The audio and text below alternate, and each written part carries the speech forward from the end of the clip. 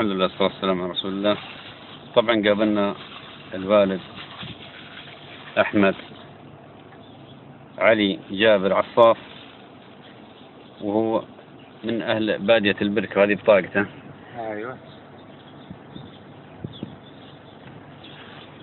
وأخبرنا أن يعني ما عنده حتى البيت ما عنده بيت، ولا يستطيع أنه يعني يجد له مكان يأوي إليه إلا يعني بعض العشش اللي في جهة حزيمة والمحلات هذه.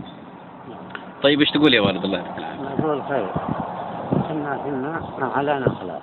ايه. ولا الحمد لله على ما صار علينا من رئيس عمل ومن البلدية والتعاون معهم على غير صحيح، واخذوا الخدمة وامشينا تاعبين خلف خدمتنا وهي حقنا، تعبنا واخذوها سنة 30 31 32 33 35 و36 يوم 14 محرم يوم الجمعة. ايه. حملوا مقلب وصرحوا ولا درينا لكن البلدية خاصة عمّا. طيب. وأنتم خلف حقنا صرنا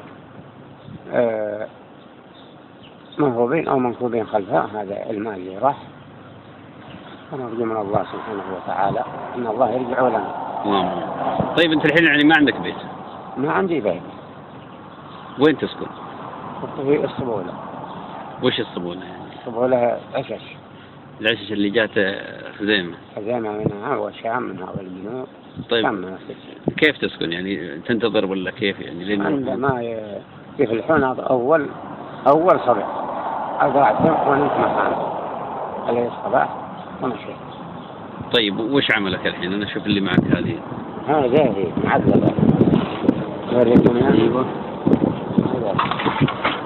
هذا اليوم.